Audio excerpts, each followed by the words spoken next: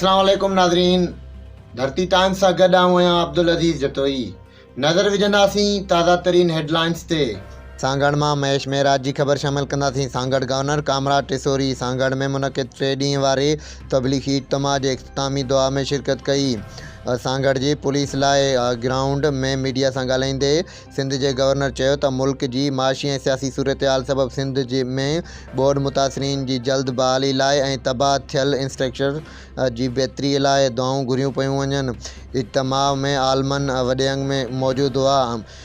मन अल्लाह साईं कंहिंजी दुआ क़बूल करे ऐं असांजो मुल्क तरक़ी जी राह ते गामज़न थी सघे। हिकु सवाल में जवाब में गवर्नर सिंध चयो त समूरे सियासी पार्टियुनि खे गॾिजी वेहणु घुरिजे ऐं पाकिस्तान जी माशी सियासी सूरतहाल जी बहितरीअ लाइ सोचणु घुरिजे। अॼु पाकिस्तान खे असांजी ज़रूरत आहे ऐं पाकिस्तान जी इस्तेहकाम लाइ असां सभिनी खे गॾिजी वेहणो पवंदो।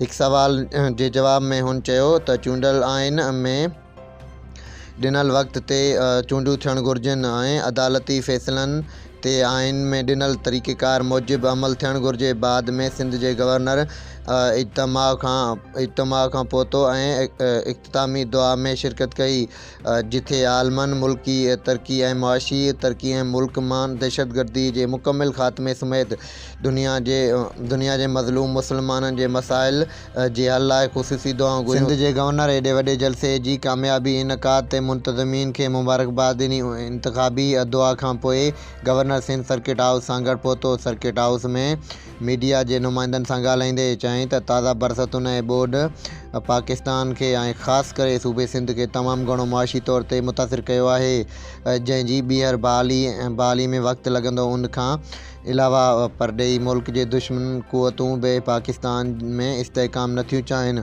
उन करे हू सियासी छिकताइण वारे सूरतहाल पैदा करण लाइ लिक चोरीअ में साज़िशूं कंदा आहिनि। उन्हीअ लाइ सभिनी सियासी पार्टियुनि खे गॾिजी पंहिंजा सभु इख़्तिलाफ़ भुलाए पंहिंजे तरक़ीअ लाइ हिकु थियणो पवंदो, जीअं मुल्क जी तरक़ीअ में बि भाङे वहिंवार थी सघूं। असांखे पंहिंजे सनअती बहालीअ लाइ बि संजीदा क़दम खणणु घुरिजनि, जीअं बेरोज़गारी ते ज़ाब्तो आणे सघिजे। हिकु सवाल जे जवाब में गवर्नर सिंध चयो त कराची पाकिस्तान जो मुआशी हब आहे ऐं कराचीअ जी तरक़ी दरअसल पाकिस्तान जी तरक़ी आहे। क़ौमी गैर यकीनीअ वारे सूरतहाल पैदा करण में इमरान ख़ान जो हथु आहे। हुन नौजवाननि खे ग़लति रस्ते ते आंदो, जंहिं बिना कंहिं सबब जे मुल्की इदारनि खे निशानो बणायो आहे। हुन वधीक चयो त मुंहिंजी बिलावल भुट्टो ऐं आसिफ़ ज़रदारी सां बि मुलाक़ात थी आहे ऐं पाकिस्तान पीपुल्स पार्टी बि चाहे थी त करप्शन जी ख़ात्मे लाइ गॾिजी कमु कयो वञे, जीअं मुल्क माशी तौर ते मज़बूत थी सघे। पाकिस्तान पीपुल्स पार्टीअ जो